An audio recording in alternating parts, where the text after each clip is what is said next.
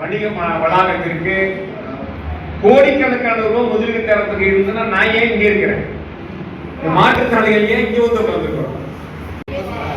இன்னைக்கு நடைபெற்ற மாற்றுத்திறனாளி குறைதீர்க்கும் கூட்டத்தில் தொடர்வண்டித்துறை இதில் மாற்றுத்திறனாளிகளுக்கு ஒரு பிரத்யோக இணைப்பு பெட்டின்னு ஒன்று தனியாக உள்ளது. அந்த பிரத்யோக இணைப்பு பெட்டி ரயில் வரும்போது முன்பக்கம், அதாவது இன்ஜினுடைய பின்பகுதியிலா அல்லது கார்டு இருக்கக்கூடிய பின்பகுதியில் அது இருக்கிறதா என்று முழுமையாக எந்த மாற்றுத்திறனாளிக்கும் தெரியாது. ட்ரெயின் வருவதற்கு 5 நிமிஷத்துக்கு முன்னாடியோ 10 நிமிடத்திற்கு முன்போ நடைமேடையில் அறிவிப்பு கொடுக்கணும் அப்படின்னு சொல்லிட்டு இதை நான் பல முறை நான் வலியுறுத்துறேன். ஆனால் அதை ரயில்வே துறைகள் அதை கண்டுகொள்ளவில்லை.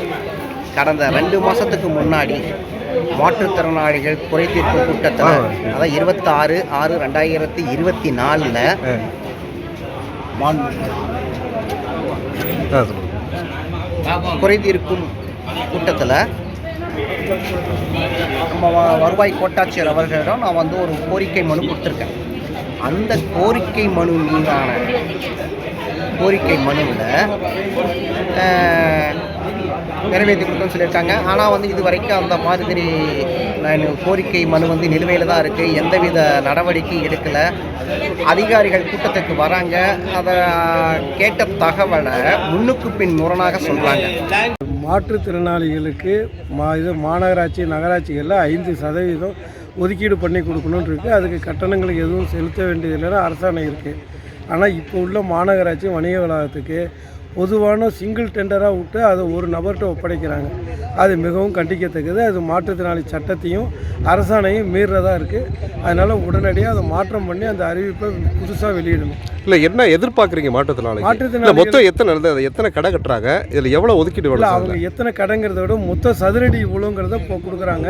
அந்த சதுரடியில் ஒவ்வொரு தளத்துலையும் இவ்வளோ டெண்டர் கெடுக்கணும்னு சொல்கிறாங்க. 100 லட்சம், 51, 200 லட்சம் இப்படிங்கிற மாதிரி சொல்கிறாங்க.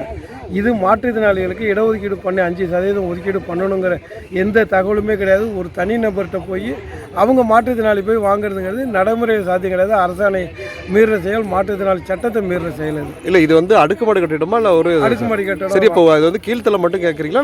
இல்லை, கீழ்த்தளத்தில் எல்லா இடத்துலையுமே மாற்றுத்திறனாளி மொத்த வயதில் 5% கொடுக்கணும்னு இருக்கு. சரி சார். ஆனால் இவங்க மொத்தத்தையும் பொதுவாகவே ஏலம் விடுறாங்க. மாற்றுத்திறனாளிகளுக்கு எந்த தனி ஒதுக்கீடும் கிடையாது. உங்களோட கோரிக்கை என்ன சார்? இப்போ மாற்றுத்திறனாளிகளுக்கு தனி 5% ஒதுக்கீடு விட்டுட்டு பாக்கி உள்ளதை அவங்க பண்ணணும். சரி சார். அதான் அந்த டெண்டர் கேன்சல் பண்ணி புது டெண்டர் அவங்க அறிவிப்பு கொடுக்கணும்.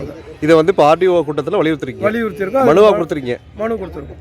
சரி சார். இப்போ 100 நாள் வேலை திட்டம் பற்றி ரொம்ப அதிகமாக பேசுகிறாங்களே, இப்போ என்ன எதிர்பார்க்குறாங்க சார்? 100 நாள் வேலை திட்டத்தில் மாற்றுத்திறனாளிகளுக்கு பணித்தள பொறுப்பு மட்டும் கொடுக்கணும்னு அரசாணை இருக்குது.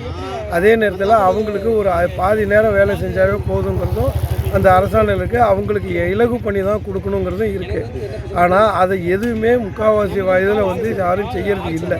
அதனால அது மாற்றுத்திறனாளிகளுக்கு அவங்களுக்கு உண்டான அந்த அரசாணைப்படி அதை அவங்க வலியுறுத்தணும், அதை செய்யணும். அதை சரி சார். இந்த கூட்டத்தில் நீங்கள் வச்ச கோரிக்கை என்ன சார்? நாங்கள் வச்சது என்னன்னு கேட்டிங்கன்னா, மாற்றுத்திறனாளி அடையாள அட்டைக்கு UDID கார்டுன்னு ஒன்று பதிவு பண்ணுவாங்க.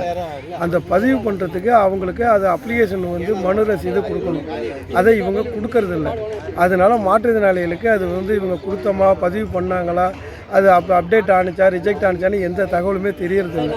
மாற்றுத்திறனாளி அலுவலகத்தில் அது பதிவு பண்ணிவிட்டு அந்த ரசீதியாவது இவங்களுக்கு வாட்ஸ்அப்லேயோ இல்லை தபால்லையோ அனுப்புனாங்கன்னா அவங்களுக்கு அது ஒரு எவிடன்ஸாக இருக்கும்.